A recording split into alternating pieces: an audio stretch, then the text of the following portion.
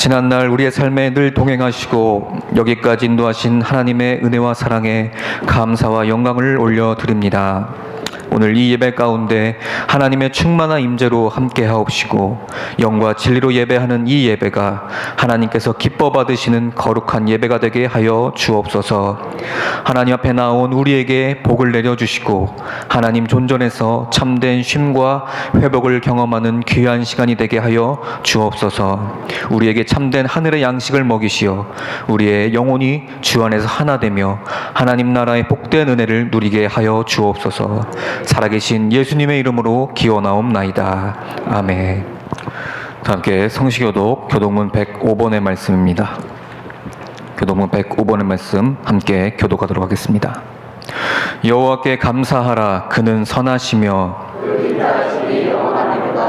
여호와께 감사하고 그의 이름을 불러 아뢰며 그들이 광야 사막길에서 방황하며 거주할 성읍을 찾지 못하고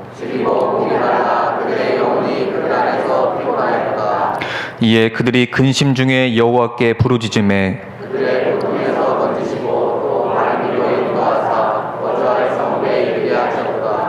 여호와의 인자하심과 인생에게 행하신 기적으로 말미암아 그를 찬송할지로다.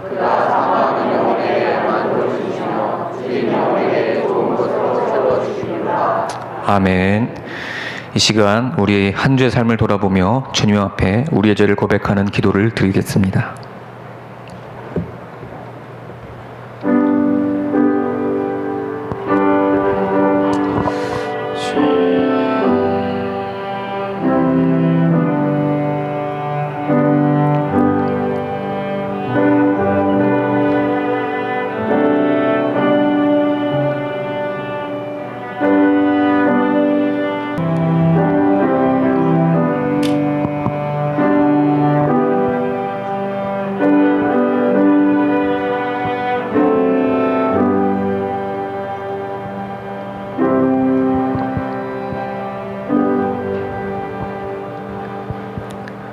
하늘에 계신 우리 아버지여, 이름이 거룩히 여김을 받으시오며 나라에 임하옵시며 뜻이 하늘에서 이룬 것 같이 땅에서도 이루어지이다.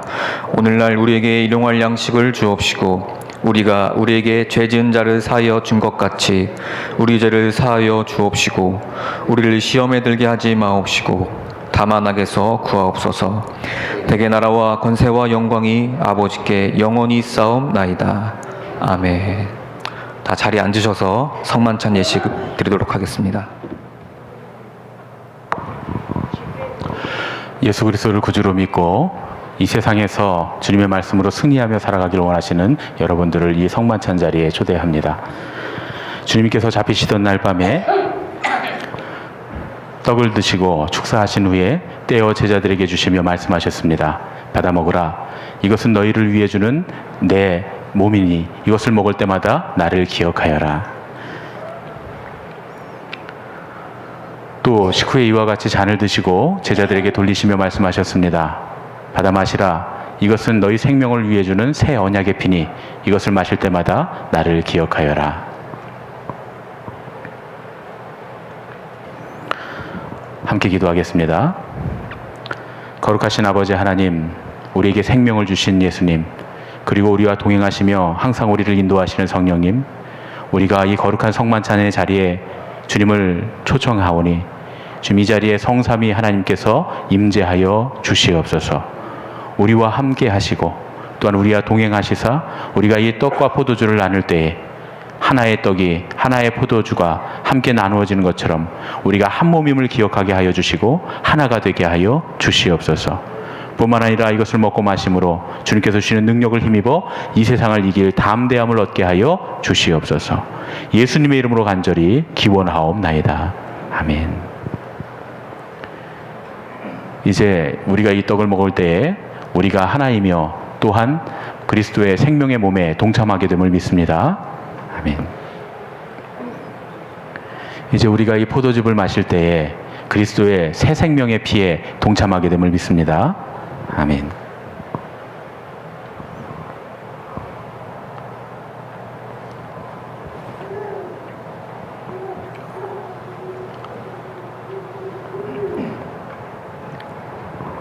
주님의 몸입니다. 주님의 몸입니다. 주님의 몸입니다. 주님의 몸입니다. 그리스도의 보혈입니다. 그리스도의 보혈입니다. 그리스도의 보혈입니다. 그리스도의 보혈입니다.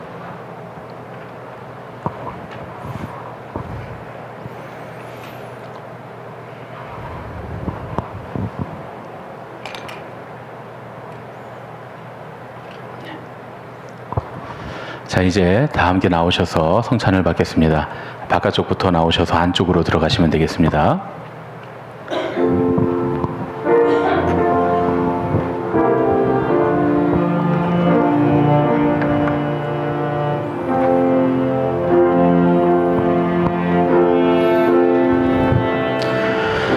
여러분을 위해 주신 우리 주 예수 그리스도의 몸이 우리를 죄와 사망의 몸에서 해방시켜 주십니다.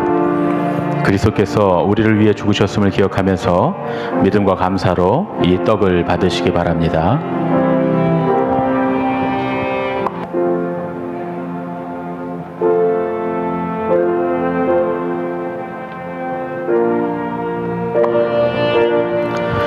여러분을 위해 흘리신 우리 주 예수 그리스도의 보혈이 우리를 사망의 권세를 이기고 영원한 생명에 이르도록 보호해 주십니다. 그리스도께서 우리를 위해 흘리신 보혈을 기억하면서 믿음과 감사로 이 잔을 받으시기 바랍니다.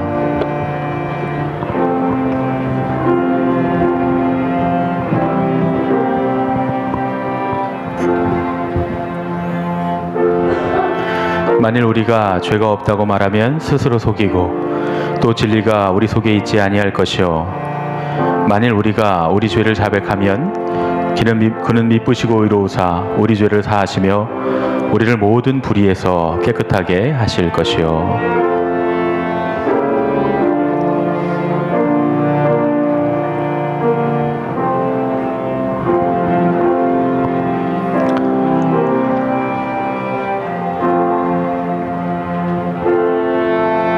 나의 자녀들아 내가 이것을 너희에게 쓰면 너희로 죄를 범하지 않게 하려 함이라.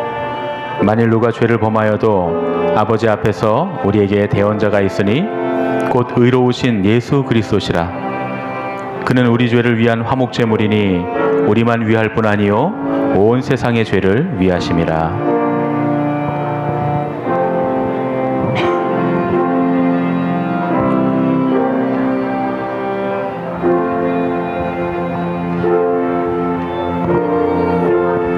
수고하고 무거운 짐진 자들아 다 내게로 오라. 내가 너희를 쉬게 하리라.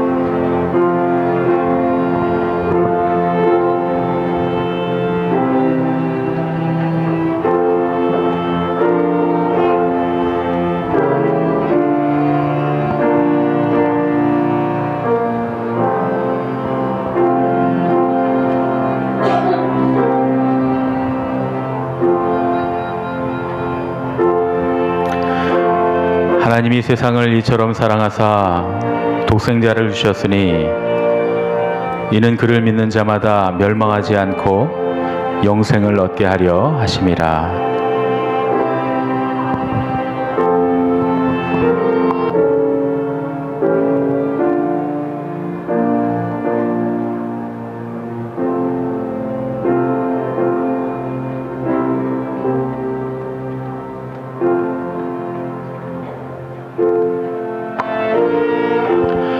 미쁘다 모든 사람이 받을 만한 이 말이요 그리스도 예수께서 죄인을 구원하시려고 세상에 임하셨다 하였도다.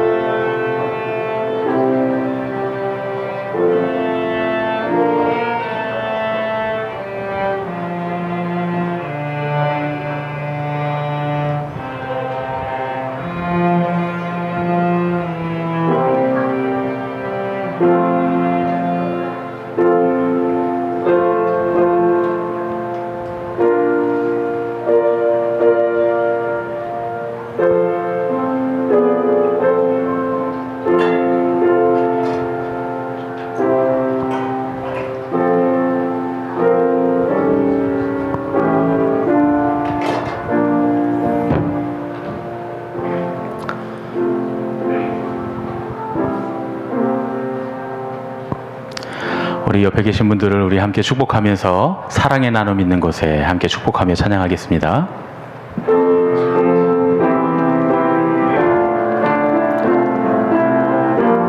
우리 옆에 계신 분들 얼굴을 바라보면서 찬양하겠습니다. 사랑의 나눔 있는 곳에 하나님께서 계시도 우리 성가대부터 먼저 축복하겠습니다. 사랑의 나눔 있는 곳에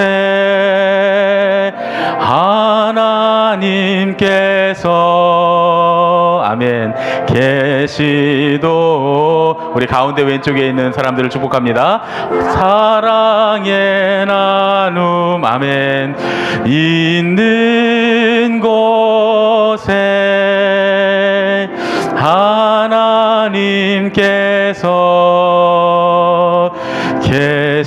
우리 가운데 오른쪽에 있는 분들을 축복하겠습니다. 사랑의 나눔 사랑의 나눔 있는 곳에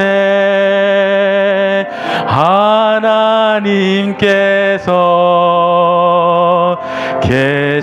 우리 맨 오른쪽에 있는 분들 축복하겠습니다. 사랑의 나눔 있는 곳에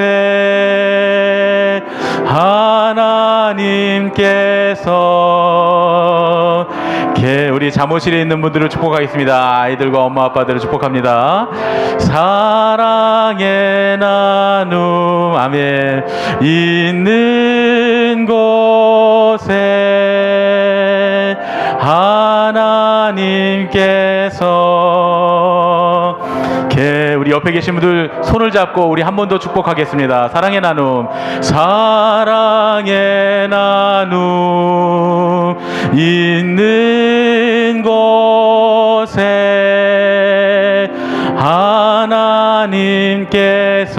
하나님께서 계시도다. 아멘. 우리 다 같이 그 자리에서 한번 일어나서 우리 함께 감사 기도를 드리겠습니다. 우리 손을 그대로 잡으신 대로 여러분들은 잘 안 보이셔서 모르겠지만 여기서 볼 때 여러분 손 잡으신 모습이 아주 장관입니다. 아주 아름답습니다. 우리 함께 손을 잡고 함께 기도하겠습니다. 은혜와 사랑이 충만하신 하나님, 주님의 은혜로 우리를 구원하시고 생명의 양식을 주시니 감사합니다. 우리를 위하여 온몸을 내어주신 십자가의 사랑과 희생의 신비를 기억하면서 우리 자신을 헌신의 제물로 하나님께 드립니다. 성만찬에 참여한 우리가 그리스도와 하나 되게 하시고 서로 하나 되게 하시며 온 교회가 하나 되게 하여 주옵소서. 세상을 향하여 나아가야 할 우리가 성령의 능력 안에서 전심으로 하나님과 이웃을 사랑하며 그리스도의 빛과 소금이 되게 하사 주님이 오시는 날 하나님 나라의 유업을 함께 누리게 하옵소서. 우리에게 영생의 양식을 주시는 우리 주 예수 그리스도의 이름으로 기도합니다. 아멘. 자리에 앉으셔서 함께 성경 말씀을 읽겠습니다. 오늘 우리에게 주신 하나님 말씀은 출애굽기 3장 9절로 10절 말씀입니다. 구약성경 출애굽기 3장 9절로 10절 말씀을 우리 함께 한 목소리로 읽겠습니다. 이제 가라. 이스라엘 자손의 부르짖음이 내게 달하고 애굽 사람이 그들을 괴롭히는 학대도 내가 보았으니 이제 내가 너를 바로에게 보내어 너에게 내 백성 이스라엘 자손을 애굽에서 인도하여 내게 하리라. 아멘. 이번 주부터 10주 동안 우리가 함께 저 광야로라고 하는 그런 제목으로 출애굽기의 전반부의 말씀을 함께 나누려고 합니다. 출애굽기는 크게 세 부분으로 나눌 수 있는데 세 부분 중에서 3분의 1 앞부분의 말씀만 우리가 함께 한 주제를 가지고 한 큰 주제 안에서 함께 말씀을 나누려고 합니다. 여러분 그 자일리 돌것 많이 씹으시죠? 한때는 핀란드에서는 자기 전에 꼭 씹는다고 이렇게 광고했고 충치에 굉장히 좋다 이렇게 광고했던 자일리톨 껌을 먹으면 충치 예방이 된다고 그렇게 한참 광고를 했습니다. 자일리톨 껌이 충치균을 죽이기 때문이다 이렇게 이야기하는데, 여러분 이 자일리톨 껌이 충치균을 어떻게 죽이는지 혹시 아십니까? 예, 그 원리가 조금 충격적입니다. 뭐라 그럴까요? 좀 황당하다고 할까요? 이 자일리톨이 일단 엄청 답니다. 굉장히 단맛을 내는데 설탕보다 훨씬 더 달다 그럽니다. 뭐 몇백 배 정도 더 달다 그러는데, 그 자일리톨이 입으로 들어가면, 미량이 들어가도 그게 워낙 다니까 얼른 충치균들이 단맛이 나니까 자일리톨을 얼른 먹는다는 거예요. 그런데 막상 이 자일리톨에는 영양분이 하나도 없답니다. 그러니까 잘게 부숴놓으면 그냥 모래나 마찬가지인 거예요. 돌덩이나 마찬가지예요. 전혀 영양분이 없습니다. 그래서 충치균들이 이걸 먹으면 먹었던 그대로 배설을 한다는 거예요. 그런데 먹었던 그대로 배설을 해놓으면 이게 그대로 나오니까 또 엄청 단 거예요. 다시 먹는 거예요, 그걸. 그러니까 엄청 다니까 다시 먹었는데 영양분이 하나도 없으니까 또 그대로 나온답니다. 이것을 수십 번 반복을 하다 보면 충치균들이 결국은 굶어서 죽게 된다는 거예요. 그래서 자일리톨로 충치균을 예방하는 방법이 그런 방법이다, 그런 얘기입니다. 이게 알고 보면 굉장히 우스운 얘기잖아요. 근데 저는 이 얘기 들으면서 한편으로는 웃으면서 한편으로는 그런 생각을 했습니다. 혹시 우리도 이렇게 죽어가고 있는 건 아닐까 하는 생각을 해봤습니다. 사단은 우리를 이렇게 죽입니다. 사단이 우리를 죽이는 방법은 이런 거죠.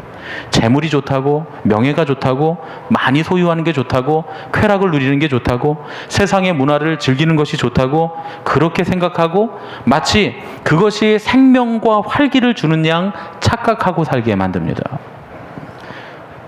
영화 한 편 못 보고 살면 영화관 있는 동네에 살고 싶은 마음이 생기잖아요. 그렇죠? 맛있는 음식 못 먹는 사람들은 맛있는 음식이 있는 동네에 가서 살고 싶은 거 아니겠습니까? 그러면 우리 인생의 모든 문제가 다 해결될 것 같은데 실상 그렇지 않다, 그런 얘기입니다. 하나님께서는 이사야 선지자를 통해서 이렇게 말씀하십니다. 이사야서 55장 2절에 너희가 어찌하여 양식 아닌 것을 위하여 은을 달아주며 배부르게 하지 못할 것을 위하여 수고하느냐. 내게 듣고 들을지어다.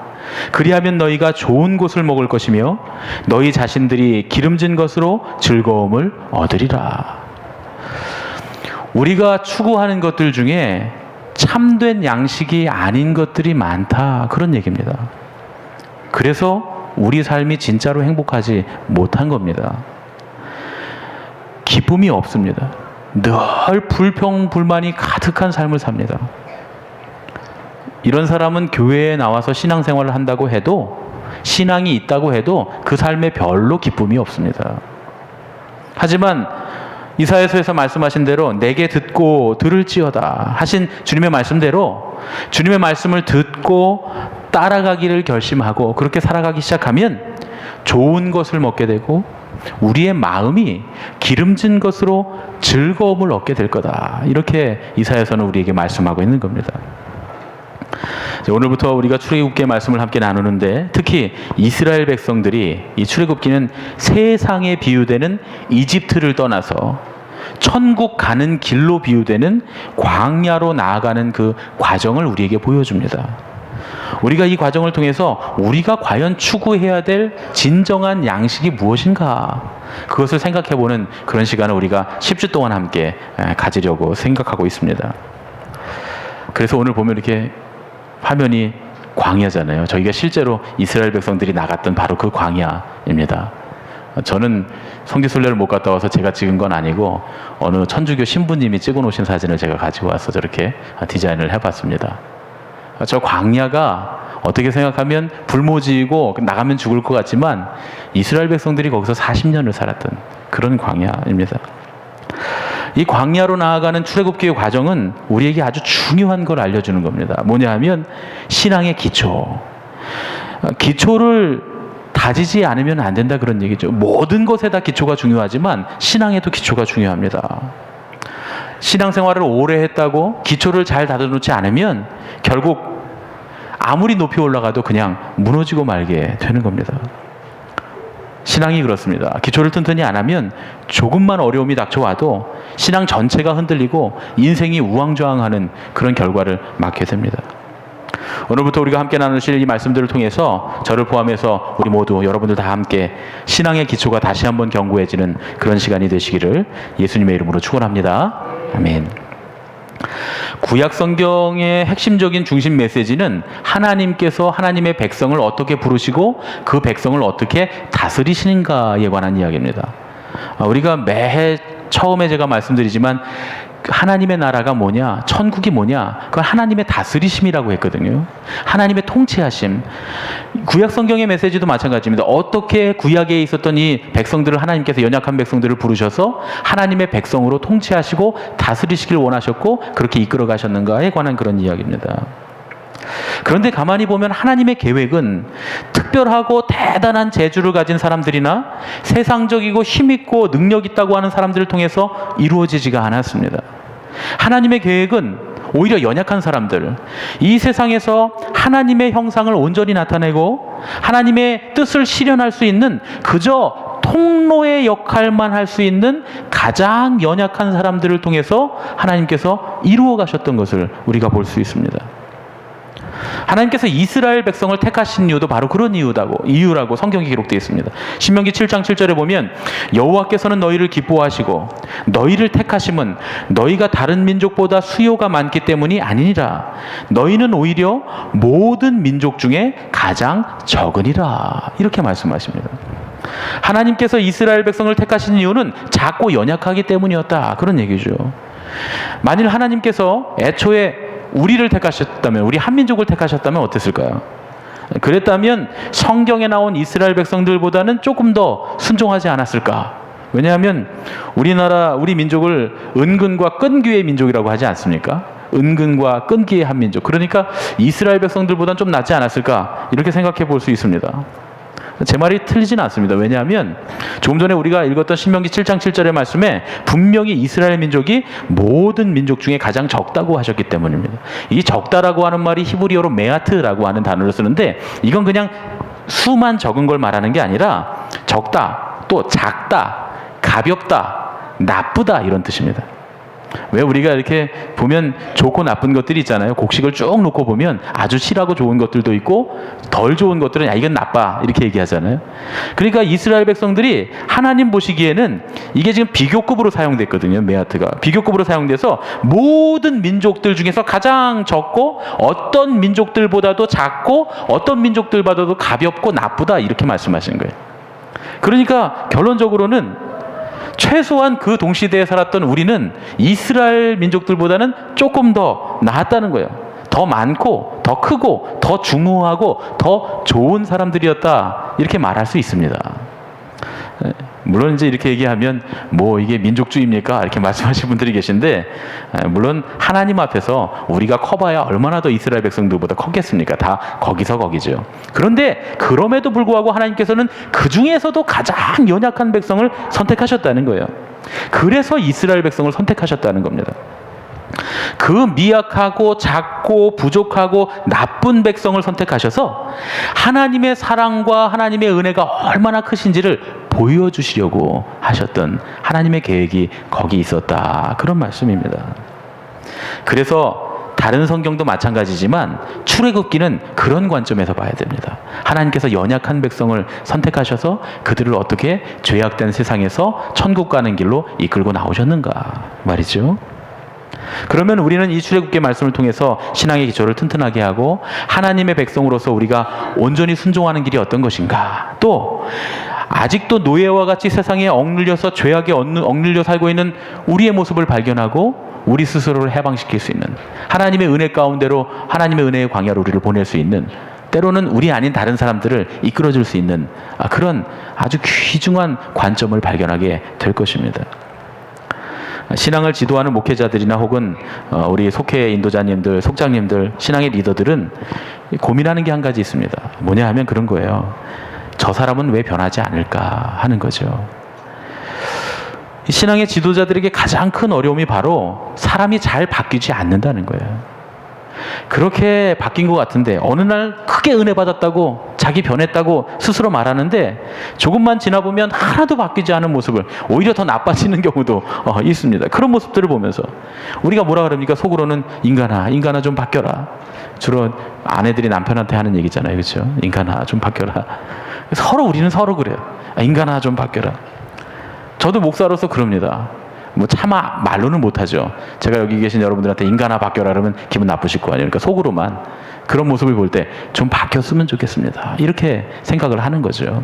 그런데 가만히 저도 기도하다 보면 하나님께서 그렇게 말씀하시는 것 같아요. 인간아, 너도 좀 바뀌어라. 그렇죠? 저나 여러분이나 다 잘 안 바뀌는 사람들입니다.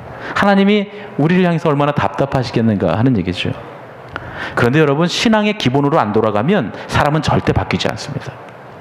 우리의 영적인 상태가 노예 상태, 지금 죄에 대해서 무기력한 상태, 죄에 빠져 있는 상태라고 하는 것을 깨달아야 됩니다. 그래야 바로 그 시점에서 우리가 새롭게 시작해야만 변화될 가능성이 있는 겁니다.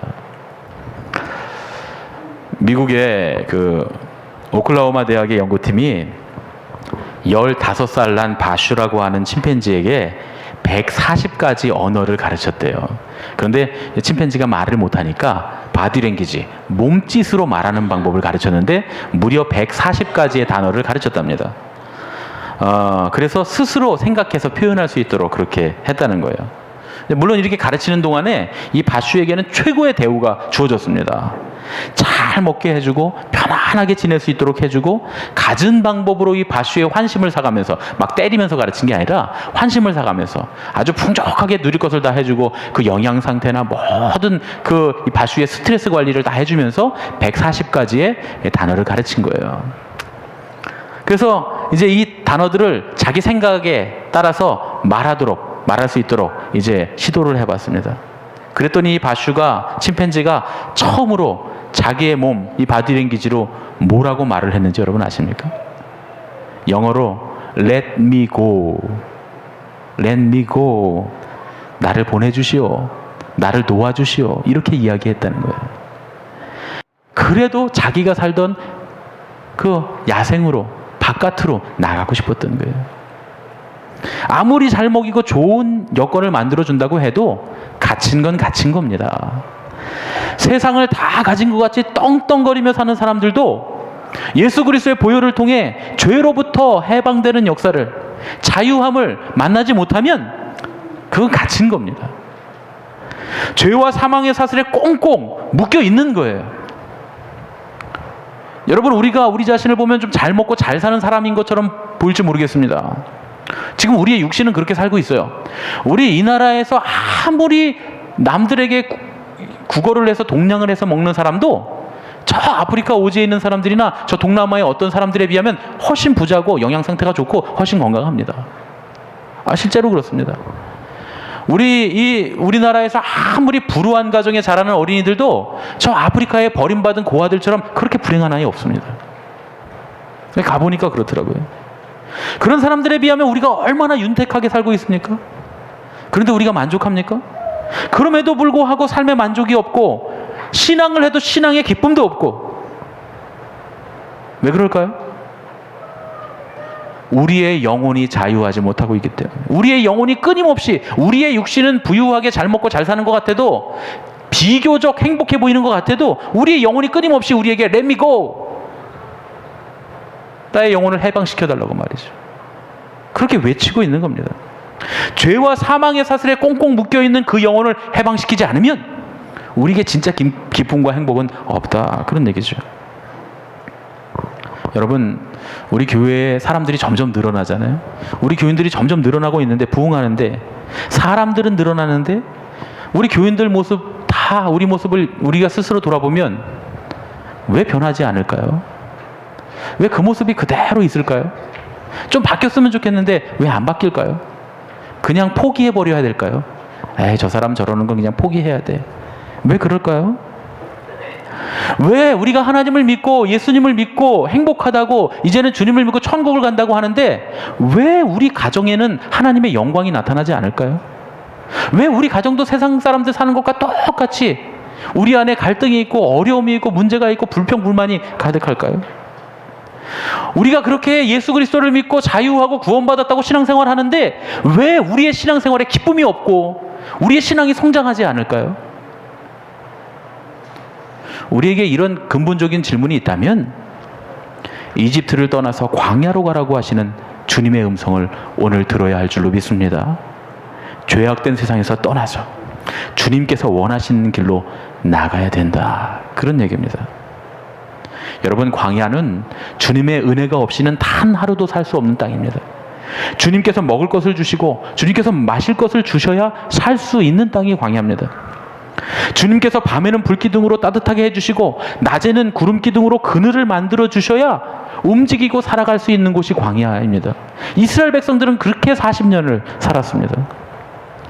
하나님을 의지하지 않고는 하루도 살 수 없고, 하나님께서 가시는 방향, 그 구름기둥이 나가는 방향으로 따라가지 않으면 낙오돼서 며칠도 안 돼 죽을 수밖에 없는 그곳이 바로 광야입니다. 그런데 여러분, 우리는 지금 광야를 살고 있지 않습니다.